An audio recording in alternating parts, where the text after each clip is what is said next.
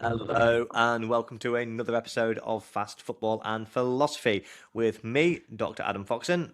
And me, Professor Jack Cunningham. And we are the podcast that is guaranteed to make you the smartest in the pub.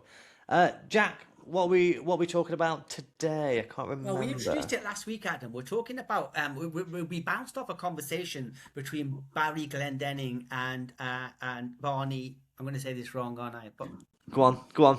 Ronnie. Ronnie, there we go. Okay, and they're talking about the curses of Spurs, right? And Barry Glendenning was trying to say they have Spurs as a team have a characteristic. They're serial bottlers. And Barney points out to him that you're talking about an 8-year period here where they've been in so many semi-finals that they failed.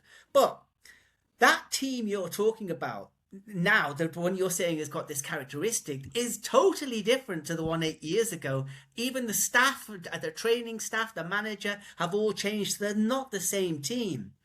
Right, now this is a very, very interesting philosophical debate which has gone on since philosophy was invented. And if I want to just tell you about this guy called Heraclitus, right? Sure. Because he would be on the side of Barney, right? So Heraclitus is a very unusual. He lives around about 500 years BCE. Okay, very, very unusual guy, very miserable. If you see his picture in Raphael's famous School of Athens, he's on his own, no mates. He's called the weeping philosopher. He covers himself, right? Get this. His biographer tells us he covers himself as he's dying in poo. He covers himself in dung because he thinks it's going to cure him of the dropsy. So we really, Billy No Mates. What's dropsy? Dropsy is, I forget the exact medical name for it now, but it's water retention. You know when you like your legs when you come off a plane and that's dropsy apparently. And God, can't remember what it's called. Anyway, he's got that, covered himself in poo, doesn't help his social life one little bit. And he goes down in history as the weeping philosopher, but he says something interesting, right? He says everything is in a state of becoming, not being. Okay, we are and we are not. Okay, and he's supposed to have said, or a lot of people say he didn't say this, but he's supposed to have said, you can never walk in the same river twice. Okay, because it will change. And if I took you to Egypt in the summer, which I have no intention of doing, we stood by the Nile, and I said, Adam, that's the river Cleopatra saw. You would say to me, if you agreed with Heraclitus, no, it's not, Jack. Everything is in a state of flow. Every atom is changed. The Greeks called it a pantarei. Everything is flowing. Everything's becoming. It never is. You are and you are not. Because I'm sitting here now and I am what I am, but I'm not what I was yesterday. Or even more, not what I was 10 years ago. So everything changes. And that's the best thing about the river example is because when he says, or is supposed to have said, you can't step in the same river twice, it's because if you were to, then the bed of the river would change ever so slightly because you've stepped into it. And because of the experience of having had stepped into the river, you are now not the same person. So it's not the same you anymore. Yeah.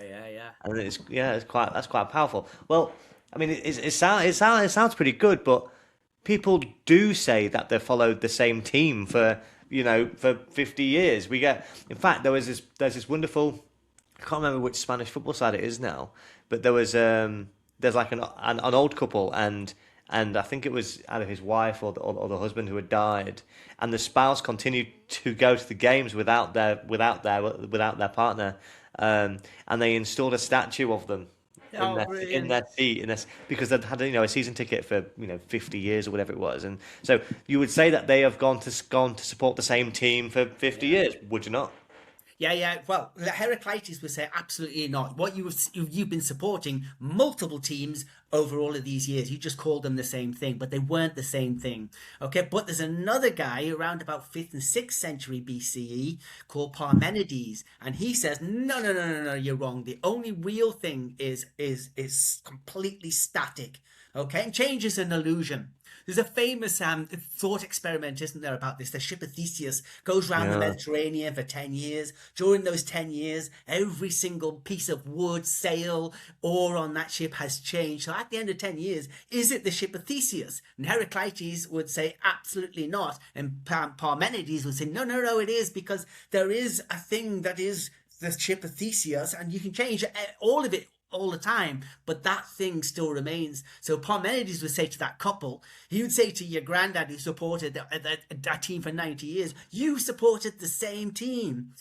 And Heraclitus would say, you didn't. You didn't. That's an illusion. I mm, I think I agree with Heraclitus, and actually I agree with him because of the modern day iteration, if you like, the most famous iteration I would suggest, especially in England, of Theseus' ship, which is obviously Trigger's broom from Only Fools and Horses. Everyone knows about this. Trigger shows Del Boy his broom. He says, "I've had this broom for whatever, 15 years." And he's like, "Bloody hell, Trig, that's incredible!" Like, he's like, "I know it's only had 3 new heads and 5 new shafts, and all the rest of it." And is it the same broom? It is the same. It's the same. But it is the same broom. It's the same broom. Yeah. But if we can go back, if you agree with Heraclitus and said, no, that team is multiple different teams, and the management and everything's changed. But if you go back to something we touched on in the first series, which is corporeity, then everything you say you support a team, but really you support a club, and a club goes right from the manager to the chairman to the woman who is serving a tea in that van outside Manchester United. It's the people sitting next to you. It's your husband who died, but you're still going. It's the smell of the place. That's what you've supported. So it's more than these 11 fellas standing in front of you. It's this whole big thing. Are we arguing for epiphenomenalism again? Is that? I don't think so, no, because I don't think it's metaphysical. Parmenides is the father of ontology, right? He doesn't believe in metaphysics. Everything exists here. And so does Manchester United or Ipswich or Crewe Alexander. It all exists here. So it's not a metaphysical thing up there, because you can smell it and see it and touch it, and you can feel your husband, even though he's been dead for years, start sitting next to you. So it's But are you supporting the feeling of that epiphenomenal feeling of going to the game? Because remember that's the thing, isn't it? It's our experience of those things. It's the experience. It's that subjective quality that I get from experiencing the match and the smells of the pucker pie or whatever it might be. Is actually that what I'm supporting? And that's very, very possibly true. am I just supporting the friends I made along the way, Jack? Is what I'm saying.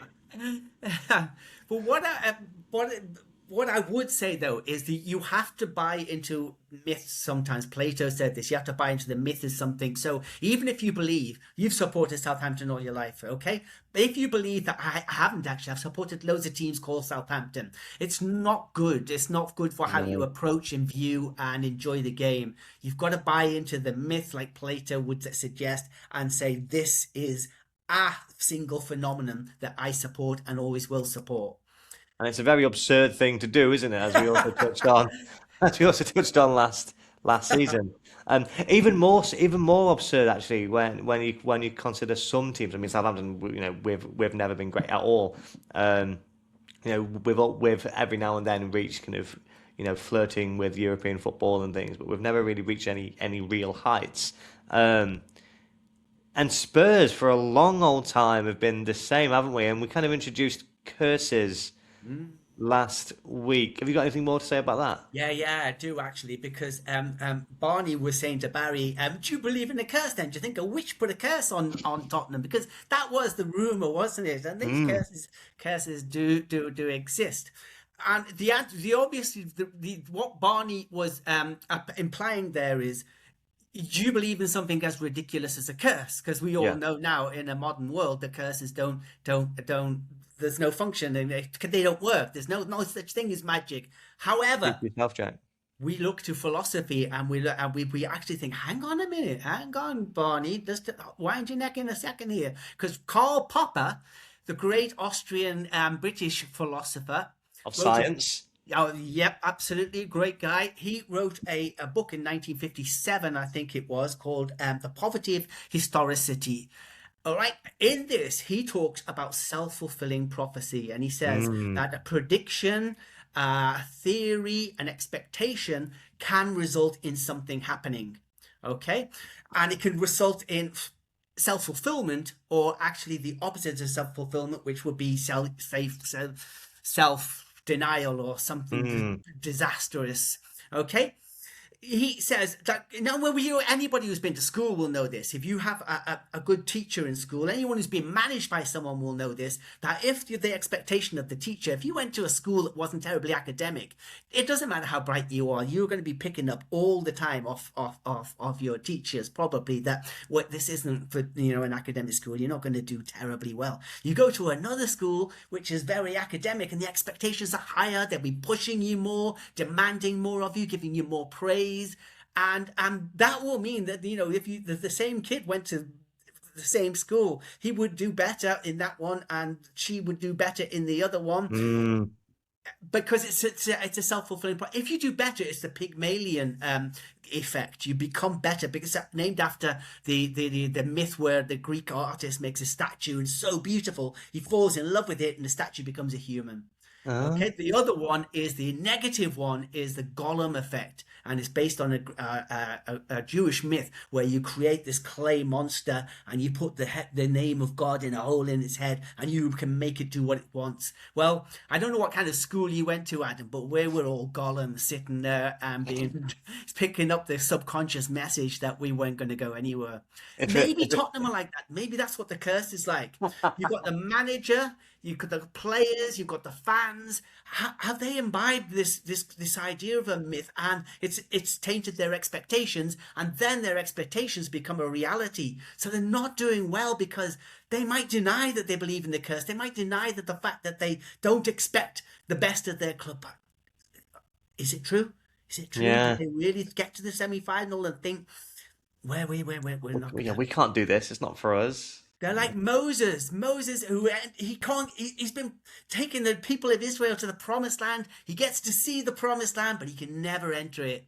He gets to the semi-final. You see the promised land. You Yeah, just you don't get can't to get enter it. there. That's really interesting. To answer your first question, it tells you everything you need to know that my school was it was lovingly referred to as Shitty City. So no, we did very much Gollum's thing. And it was a struggle academically to get out of those schools, because I went to a similar school. It was called a secondary modern school, and you struggled to get out of them academically, and you told people in your school that you were going to go to university, and they genuinely thought it was funny. They would laugh. Mm, They'd laugh their head. Oh, that is really, and they weren't being mean. They just thought that that was the most absurd and ridiculous. yeah, yeah. Yeah, No, that so makes sense.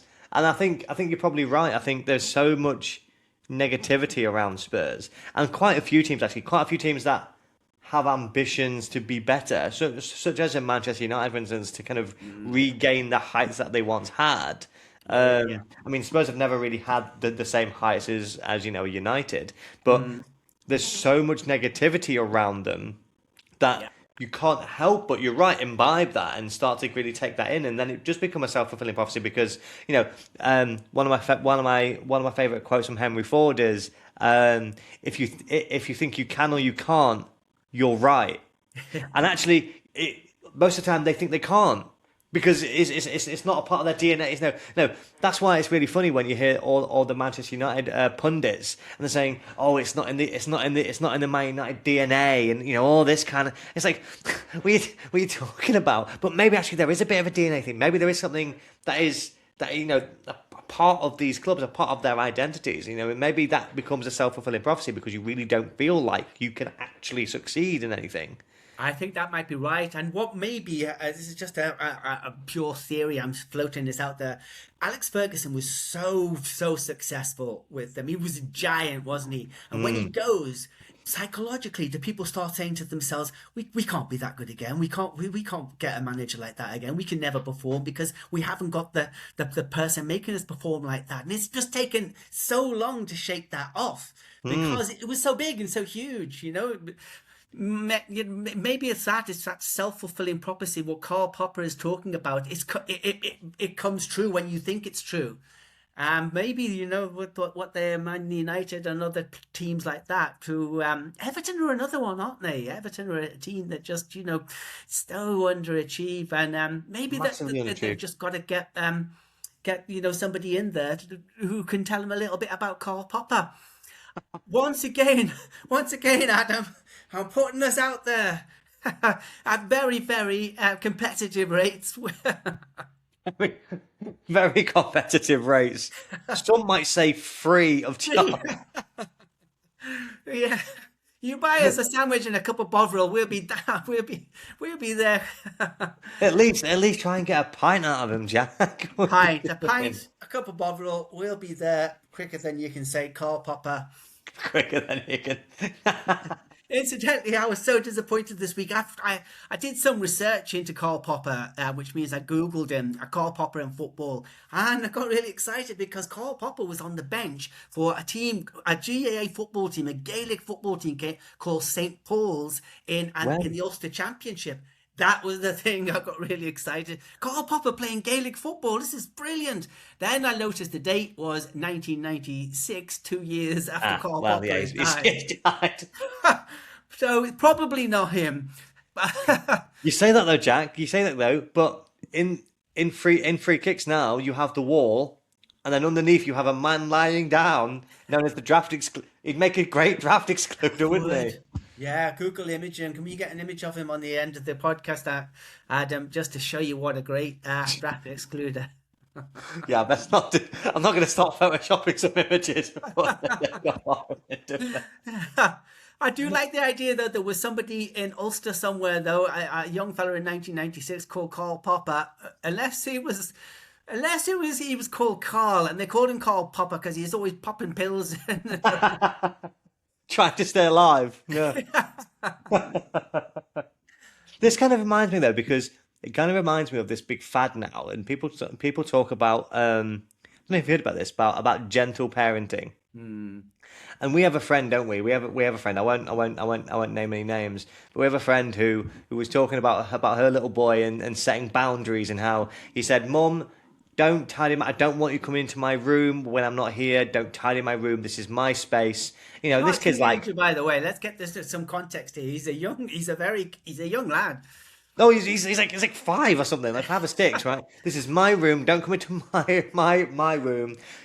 He subscribes to perpetual entropy. There's no point. There's no point in coming into my room when it's just going to get untidy again anyway. So why even try and keep it tidy?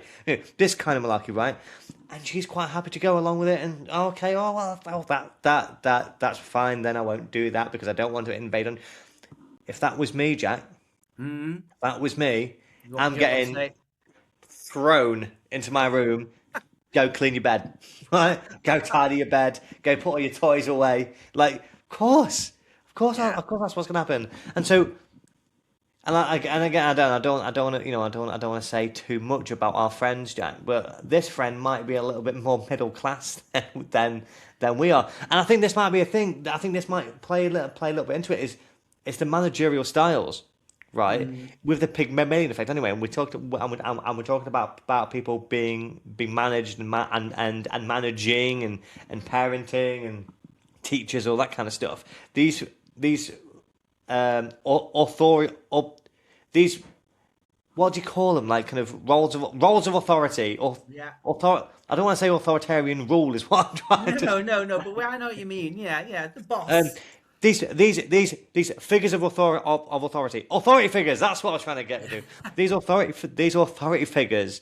I think it's really important that they actually do take into consideration the Pygmalion effect, because, for instance, right, going back to Spurs, Ange Postecoglou gets them their first trophy in God knows how many years, in decades, right? But he runs them, and he runs them, and he runs them, and he runs them. In fact, so he actually has a bit of a back catalogue of kind of creating injury crises for his teams, because while he was at Celtic, lots of his players kind of broke down with injuries. In his second season, exactly the same thing happened with Spurs. They had this kind of massive catalogue of hamstring injuries in their second season, and so that's why they did so poorly in the league. That's why they came, quite close to the relegation zone, despite the fact that they won a European trophy. But it's again, he's saying, I have high expectations. We're going to play this uber attacking football with a super high line, and we're going to press. But to do that, you're going to have to run, and I'm going to make sure that every single day I'm going to can run you. Yeah. There was a But it works. It works. There's a psychologist called Robert Rosenthal from California, and he studied the Pygmalion effect. And he says, not only is it like expectations, you get driven harder. So my teachers in my school had such low expectations. They'd be like, lads, did you do your homework? No. Oh, all right then. In a more academic school, we would have been killed. We would have been on detention, wouldn't we? Because we would have been driven harder. No, you're better than this. He would have said, oh, I don't suppose it's going to make any difference anyway. So that's what's kind of happening in that situation, isn't it? Ange is that teacher who's saying, no, I expect so much more of you. I'm going to drive you. It does have its downside. I once had a resistant materials teacher called Mr. Clark, and he was great actually, and he once spent loads of time. It was probably a bit naughty actually, and he drew a lot of my designs for my project, for my resistant materials project at GCSE. But it was up to me to come to him with all of the research. So naturally, I get there in the lesson on Thursday or whatever it was, and he says, "Oh, why did you miss that tutorial essentially that we were going to have on Wednesday afternoon?" I said, "Oh, I'm really sorry, so I didn't have the research." He went, "Oh, okay, that's okay. I just spent all this time drawing all of your designs for you out last night." And I just felt so disappointed. Like I was so disappointed. But again, it's he's entrusted me with some responsibility there, and I failed. And I think Ange Postecoglou puts a lot of responsibility on his players. It's like for you to make sure that you're up to task.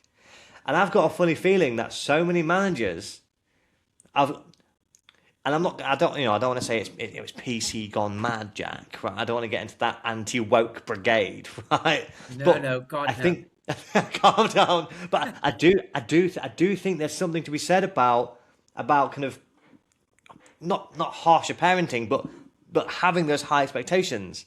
And I can imagine so many managers coming in and well, we're trying our best and we're doing this, and it's really tough on the players, and no one is throwing boots at players anymore, or booting boots at players anymore, like David Beckham took from Alex Ferguson. Was it you told me recently about press conference where he talks about man-ager? This is it, right? So Liam Rosenior comes in, and he's this hip young coach. I think he's in his 30s. He's not much older than me, right? And he goes in, and it's like, I think it might be one of his initial press conferences as Chelsea head coach. Bear in mind, he's not had much of a career beforehand, right? And he sits down, and they say, so kind of tell us a bit more about who you are as a manager. And he says, well, you have to think about the word manager. And I says, oh, okay, yeah. And he says, think about the words you can get for it. You can get man and age. My job is to age these men.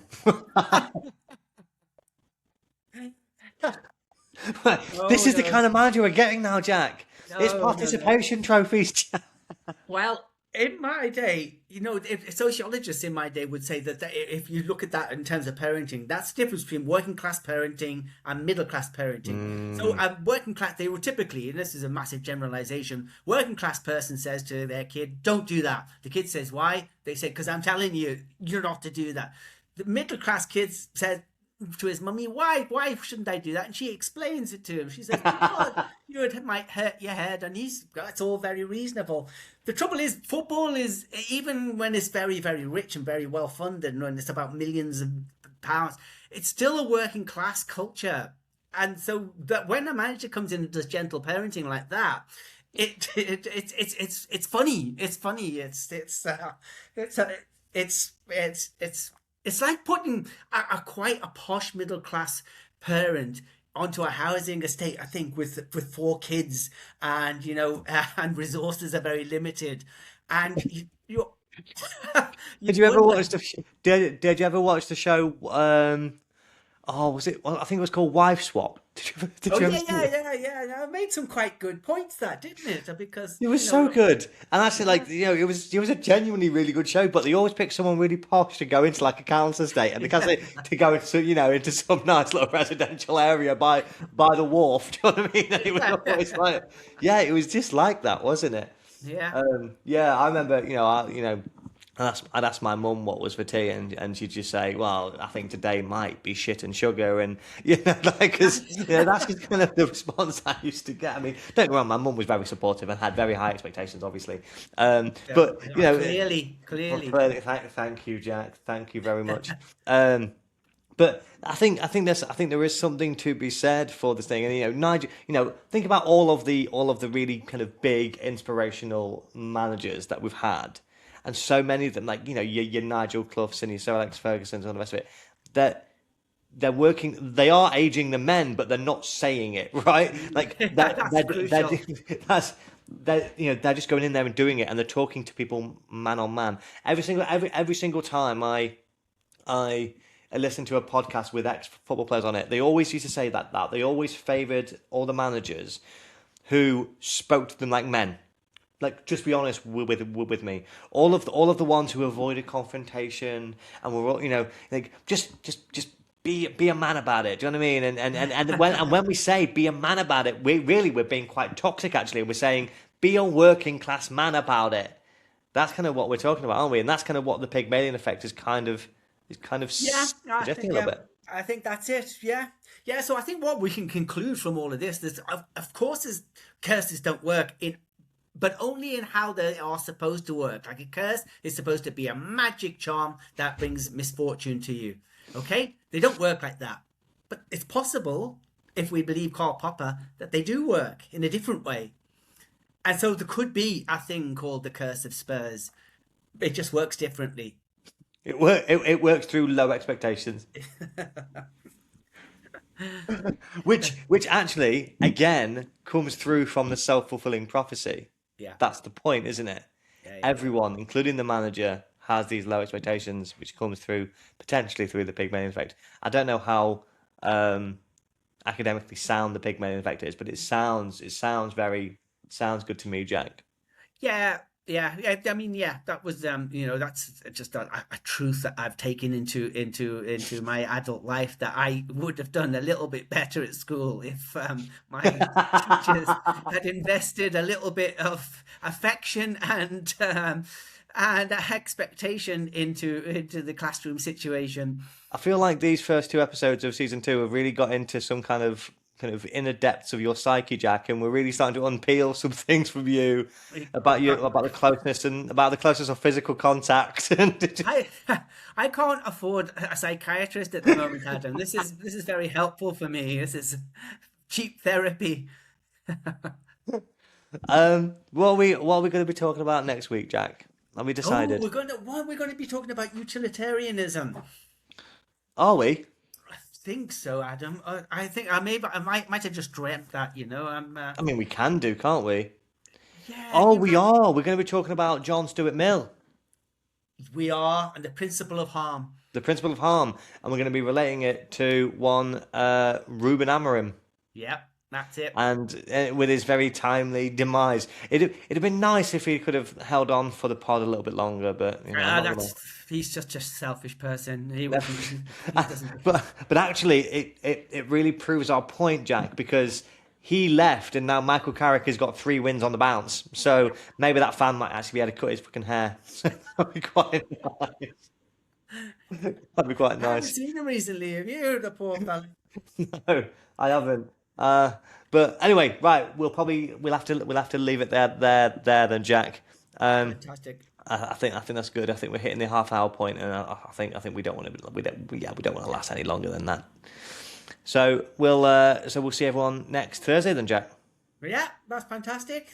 Thanks, everybody. Thank you very much. It's a goodbye from me. And it's a goodbye from me. Bye.